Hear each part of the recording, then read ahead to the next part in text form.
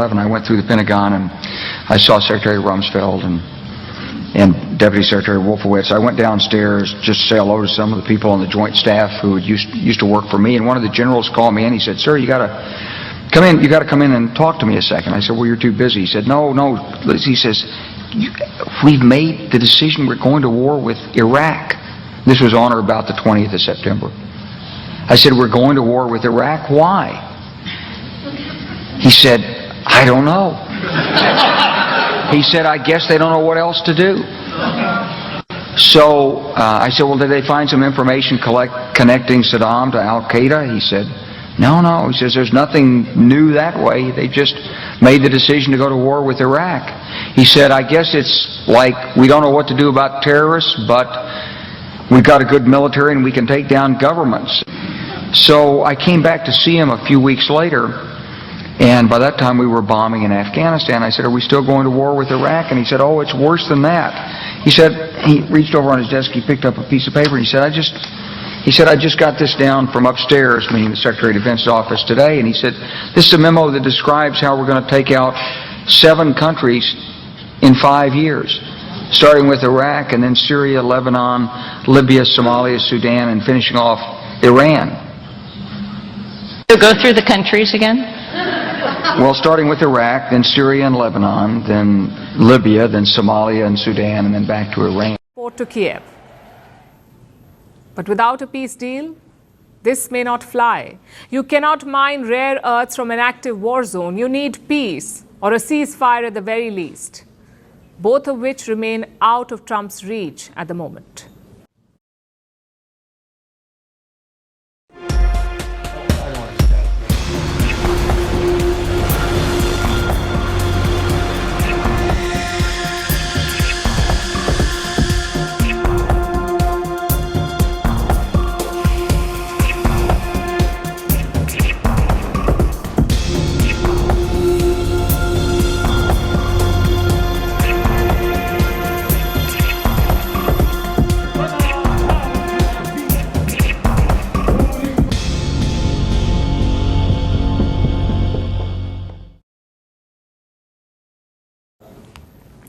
The US president is pushing for peace in Ukraine, but he's got other plans for West Asia.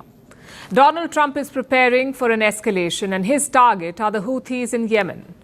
The US is already bombing them, but it is also planning for something bigger. Why do I say this? Because the Indian Ocean is buzzing.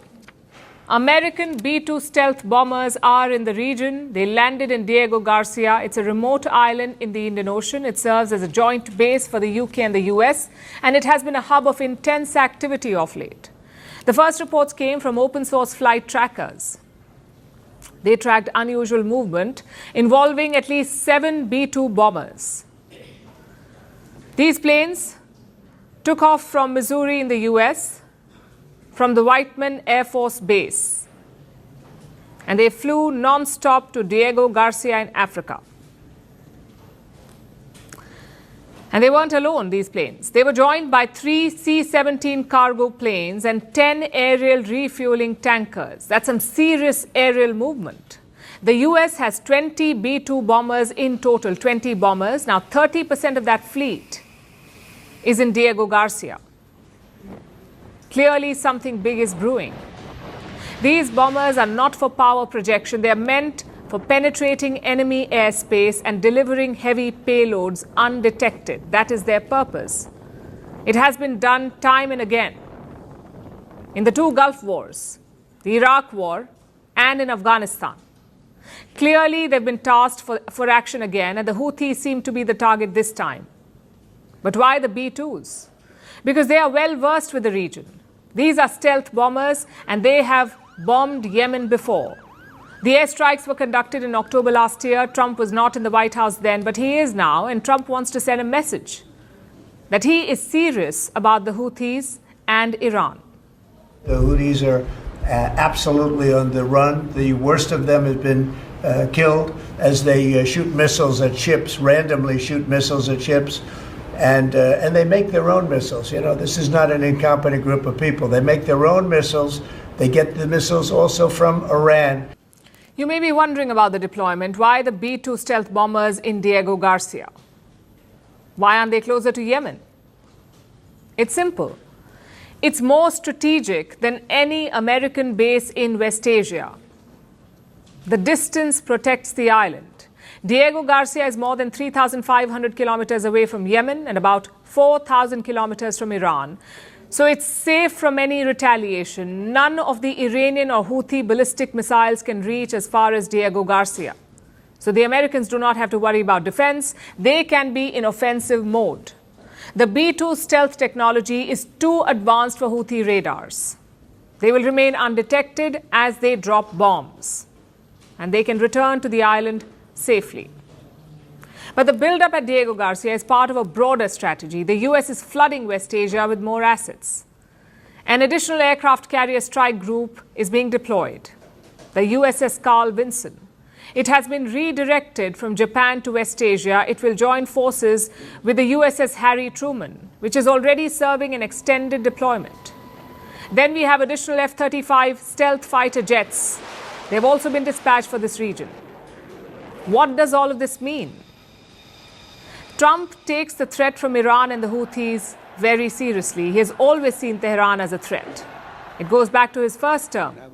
He pulled out from the Iran nuclear deal in 2018. He ordered the airstrike on Iranian General Qasem Soleimani in 2020, and he put multiple sanctions on Iranian assets, including their oil. This was during the first term. Then, during his re-election campaign, Trump threatened to blow up Iran to smithereens. Now he's back in office, and he is raising the heat again. But Trump's Iran plans go through Yemen. He sees the Houthis as an extended Iranian militia. So he's taking the fight to Yemen. He declared the Houthis a foreign terrorist group. And this happened on the 22nd of January. That was Trump's second day in office as president. 22nd. He has increased military action against the Houthis since then. At least 17 US airstrikes were reported last night. Yes, 17 airstrikes in one night. And this was without the B-2 stealth bombers in the picture.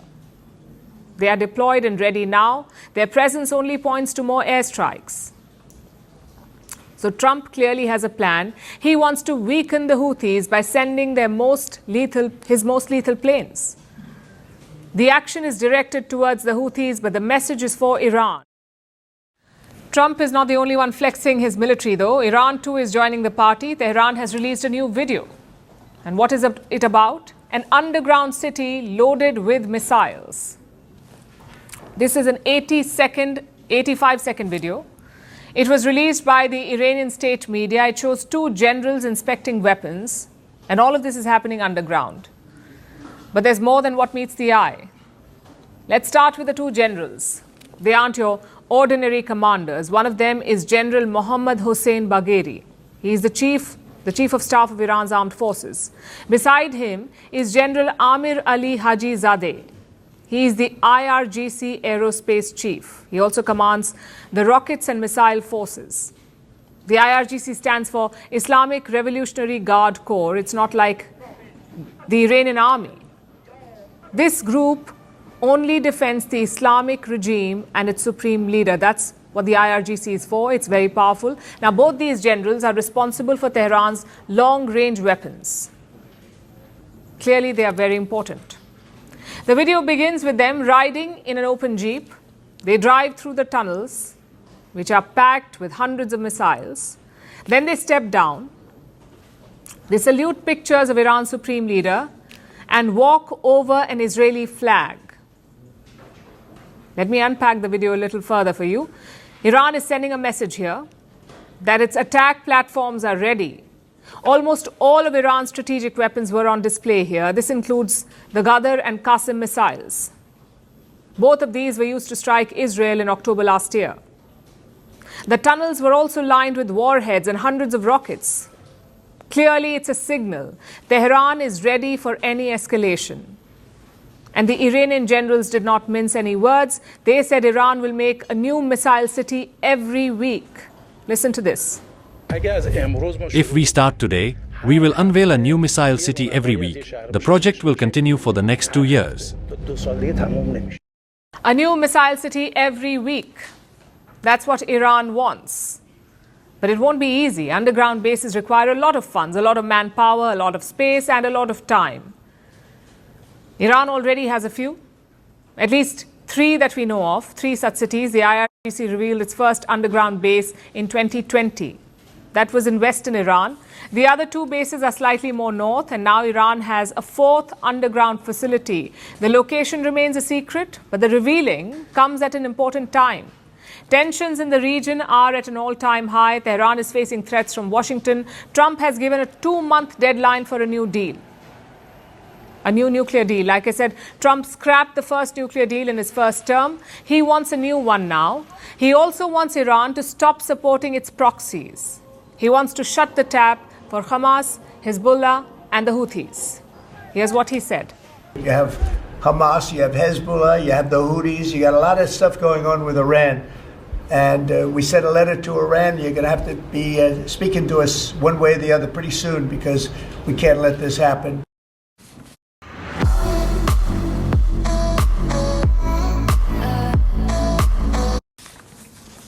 Having Trump in the White House gives Iran a lot more to worry about. And why is that? Because Trump has close relations with Israel. Israeli Prime Minister Benjamin Netanyahu was the first foreign leader to visit Trump after his return.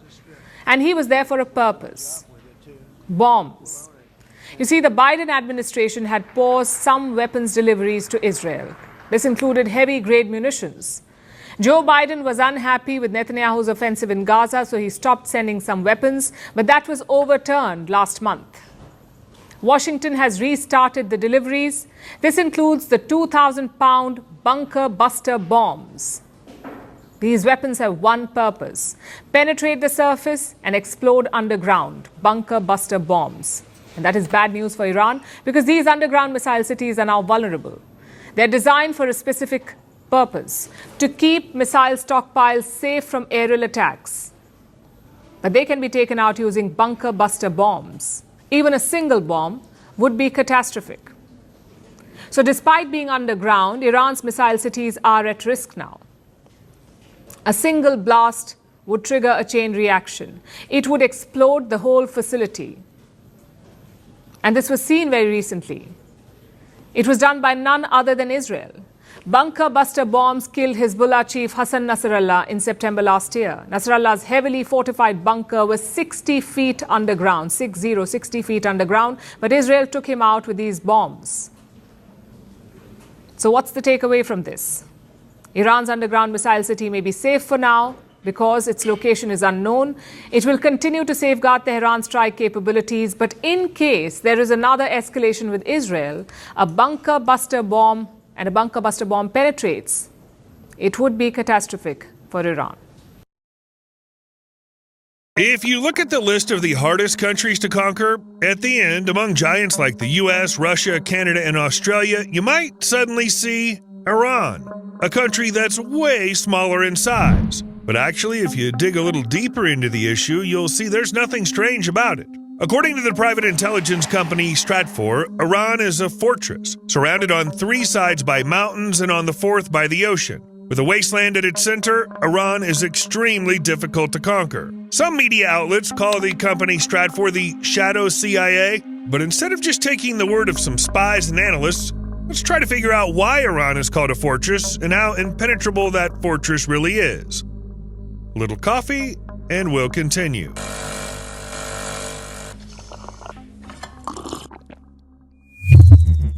Here's an unobtrusive reminder for those who forget to do something, don't forget to do it. And thanks to those who, you know what for. When we think about a country's security in geographical terms, we should always start by thinking about where attacks might come from. In the north, Iran is partly shielded by the Caspian Sea, and in the south there's the Arabian Sea, which serves as a kind of natural barrier. Yes, people have been seafaring for thousands of years, but big water can stop any army, or slow it down, so land invasions are always preferred for attackers. The age of precision munitions has made sea attacks even harder, so yeah. The invading country would rather invade Iran through one of its land borders. Iran shares international borders with 13 sovereign countries.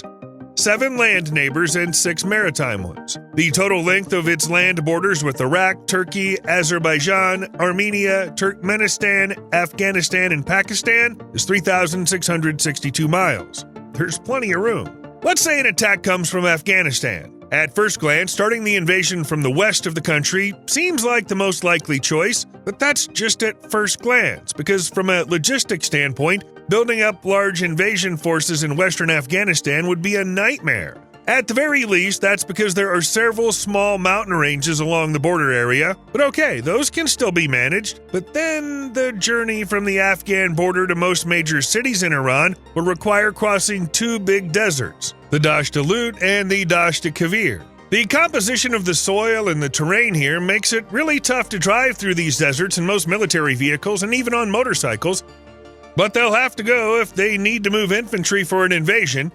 In the end, though, the enemy troops will just get stuck along the way. What about other directions? Iraq and Turkey? Here we have mountains again, this time the Zagros Mountains, which mark the borders of Iran with Turkey and most of Iraq. We'll come back to these mountains later. For now, I'll just say that a large-scale invasion through this path would be really tough. The only exception on Iran's western borders is in the very south, where the Tigris and Euphrates rivers meet to form the Shah al-Arab waterway. Religious leader called Ayatollah Khomeini. In 1979, a revolution topples Iranian ruler Shah Mohammad Reza Pahlavi, and with that, a monarchy of more than 2,500 years, Ruhollah Mousavi Khomeini.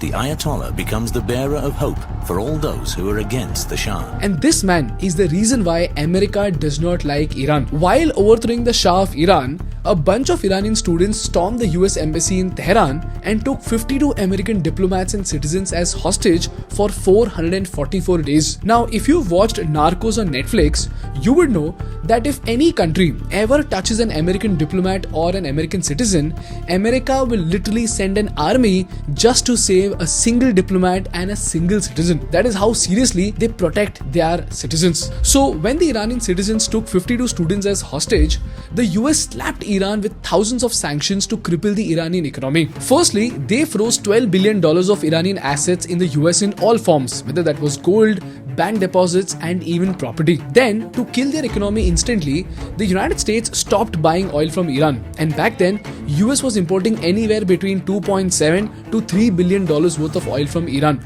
So within a year, Iran lost all this money. And lastly, the United States also imposed trade sanctions on Iran in such a way that hundreds of American companies like PepsiCo, IBM, and General Electric, they all pulled out of Iran. And lastly, they even stopped selling weapons to Iran. So if you see, Iran was literally crippled by trade, finance, and defense all at the same time. And since Iran was in the bad books of the United States, no US ally wanted to associate with Iran. Now, the last time sanctions like these were applied to a particular country, it was Venezuela. And today, Venezuela is in such a pathetic state that people don't even have food to eat in Venezuela. Venezuela is embarking this week on a major economic overhaul. The U.S. has imposed economic sanctions against Venezuela. The Trump administration banned trades of Venezuela's debt.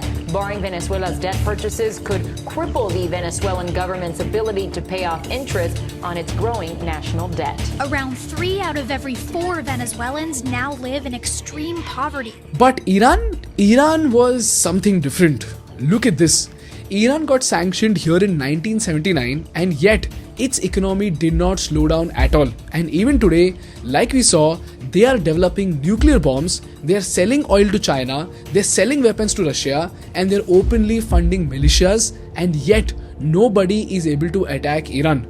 The question is, why? Well, that is because, ladies and gentlemen, Iran has 4 strategic superpowers. Number 1, if you look at the borders of Iran, Iran is well protected from all sides. In the north, they have the Caspian Sea and the Alborz Mountains.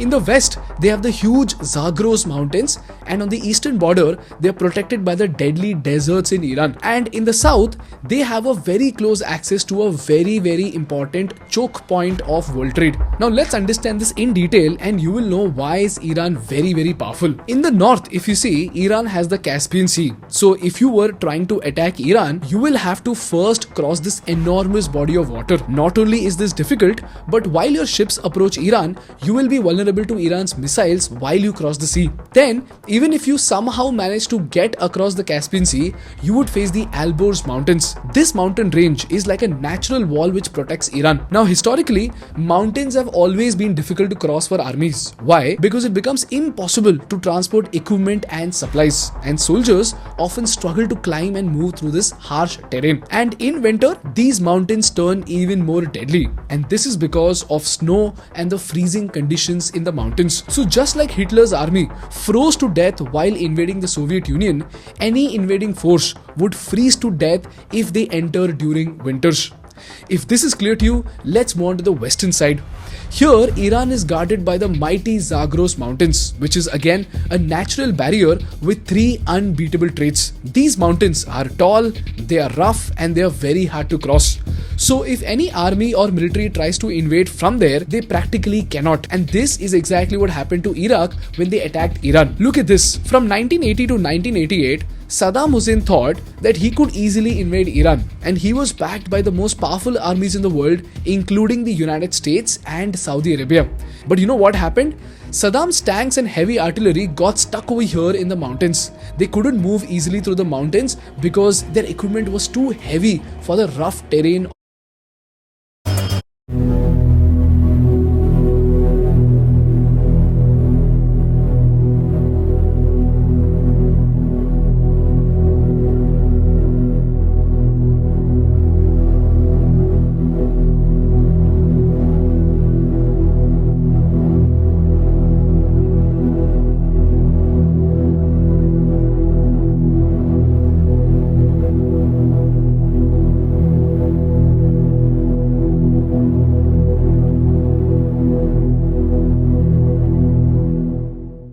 The Houthis are a rebel group in Yemen that have held that country's capital since 2014. Since 2015, they've been battling a Saudi-led coalition there that supports the exiled government of Yemen. Recently, though, the Houthis have begun launching attacks targeting ships in the Red Sea. The rebels say this is to support Palestinians stuck in the Gaza Strip amid Israel's war on Hamas, though many of the ships that they've been attacking don't have any clear links to Israel. This has endangered shipping up the Red Sea, into the Suez Canal, into the Mediterranean Sea, and onward to Europe, disrupting cargo and energy shipments that are crucial for worldwide trade. The United States and allied nations have sent naval vessels into the Red Sea to shoot down Houthi missiles and drones, but the attacks have continued and shipping remains disrupted. Meanwhile, there's a concern that if the United States launched retaliatory strikes on the Houthis, it could widen the Israel-Hamas war into a regional conflict, and Saudi Arabia and other Arab nations worry that any attack on the Houthis could upend a very tentative ceasefire that's held in Yemen for some time. الطائرة بحافظ اليوم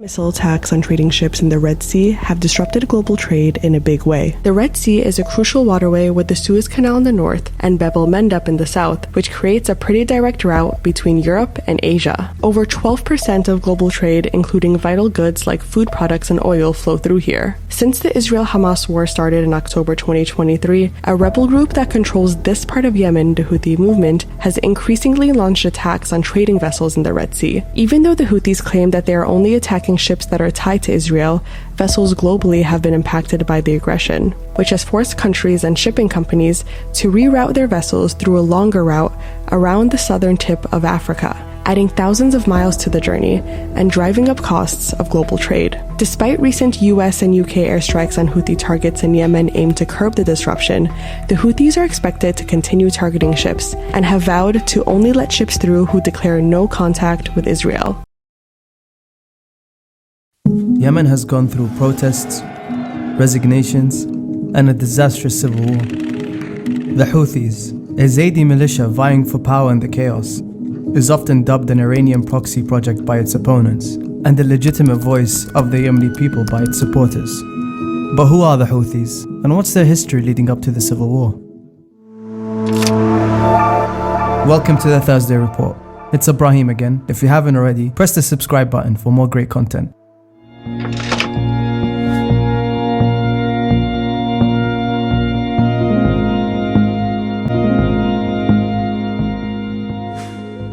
The Houthi family has prestige locally. Being natives of Sa'da province in northern Yemen, they were spiritually led by Badr al-Din al-Houthi, a prominent Zaydi imam and a Sayyid, claiming descent from the Islamic prophet Muhammad. As claimed by a Houthi biography, Badr al-Din al-Houthi became a target for assassination in 1979. He decided to flee to Iran with his sons Hussein and Abd al-Malik. There in hiding, the family, according to the biography, resisted conversion to Twelver Islam, instead fostering a mutual relationship with the clerics of Iran. This narrative is most probably false. Badr al-Din was most likely part of a delegation of Zaydi Yemenis that have been recorded to have visited Iran in 1979. Not for refuge, but to congratulate Khomeini on the recent revolution. The group would continue to travel to Iran throughout the 1980s to study in the city of Qom and attempt to represent the Zaydis of Yemen. And in 1986, Badr al-Din and his sons would permanently return to Yemen publicly, becoming deeply involved in the group known as Ittihad al-Shabab al-Mu'min, or the Union of Believing Youth, a group previously established as the Zaydi revivalist movement, more focused on fostering resistance to the growing Muslim Brotherhood and the Salafi movement in Yemen. Whether some in the group were already influenced by the revolution in Iran or not is debated. But according to an article in the Washington Post published in 1983, the Iranians had established a network of agents helping Yemeni dissidents and exiles in Saudi Arabia and northern Yemen, smuggling militants and communications. This is reflective in the CIA overview of Yemen in 1984 that described the Islamic fundamentalist group in the north as Khomeini supporters, small but active, attracts Yemeni Shias who see revolution in Iran as triumph over alien pro-Western regime. The report is disputed to mean the activities of the Houthis that some analysts believe in hindsight to be directly referring to the group's supporters' early activities under the banner of the Union of Believing Youth and its political wing, Hizb al-Haq, or the Party of Truth. Believing Youth mainly emerged in the early 90s and was at first not directly controlled by al-Houthi and his sons. They ran private madrasas and seminars that focused on restoring Zaydi heritage. Many secular Yemenis accused the groups of trying to reintroduce theocratic and sectarian tones into Yemen, much like the Salafi groups. The Zaydi scholars who supported these initiatives accused the secular critics of trying to limit their freedoms and impose a sort of cancel culture against them and other religious groups, calling it a secular mistrust of religious establishment. The Houthis as a family gained local popularity, with Hussein attracting many Zaydis to his sermons and lectures. Soon they became a competent political force in Sa'da, with Hussein al-Houthi even becoming an MP for his local government, and at many times receiving government financial support until the late 90s. The government assumed that they could use Hussein against the Salafi parties and the Muslim Brotherhood affiliate Al-Islah. Hussein and his father, Badr al-Din, continued to assert their family's leadership in the movements, and the Houthis succeeded in dominating the Zaydi revivalist movement in Sa'da. By the late 90s, Hussein was the main face and established a tight grip on its organizations, being the most vocal and active leader in the arena. The Houthis, claiming descent from the Prophet through Ali with their high local religious influence, began accusing the Yemeni government of aligning too closely with the non-Muslims, particularly USA and Israel. Hussein's speeches and sermons spread locally through cassette tapes, focused heavily on the US's wars in Afghanistan and Iraq, co-opting the unpopular view of the campaigns amongst Yemenis, while also accusing the Yemeni government of being passive and implying the president, Ali Abdullah Saleh, also a Zaydi Muslim, of collusion with the West in a crusade to kill Muslims. And in 2002, they formally adopted the slogan inspired by the Iranian Revolution: Allahu Akbar, Al-Mawtu li-Amrika, Al-Mawtu li-Israel, Al-La'na ala al-Yahud, Al-Nasru lil-Islam, which translates to God is the greatest, death to America, death to Israel, curse upon the Jews, glory to Islam. And as the relationship with the government continued to become strained, the group began digging trenches around the cities of Marran and Dahyan. The rising militant rhetoric and Hussein's constant weighing in on Yemen's foreign policy resulted in the Yemeni government cutting its ties and funding with Hussein al-Houthi in the year 2000. seeing him as an uncontrollable liability rather than a force that can be mended and directed against other Islamists.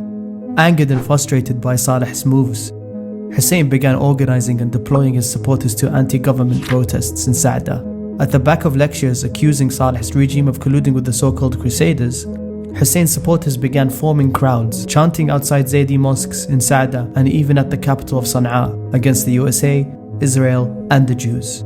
The government announced a crackdown on the Houthis, calling for the arrest of Hussein. They are now in open conflict, resulting in an open insurgency by the Houthis and their supporters against the government. When the conflict first erupted, the traditional Zaydi scholars initially rallied behind the government and against Hussein, announcing their opposition to Hussein's activities. They cited the lack of qualification in the religious field by Hussein and later Abd al-Malik. Compared to their father, Badr ad-Din, they were illegitimate in leading the Zaydi revivalist movement. The scholars could also have been said to be reluctant to rally around the Houthis due to the Republic's likelihood to crack down on them if they did so. They were more willing to do so after 2011, when Saleh stepped down. In 2004, Hussein was killed by Yemeni security forces, leading to 6 major conflicts dubbed as the 6 Sa'da Wars from 2004 to 2010. The insurgency campaign mounted by his supporters was led by his brother Abd al-Malik and other Houthi family members.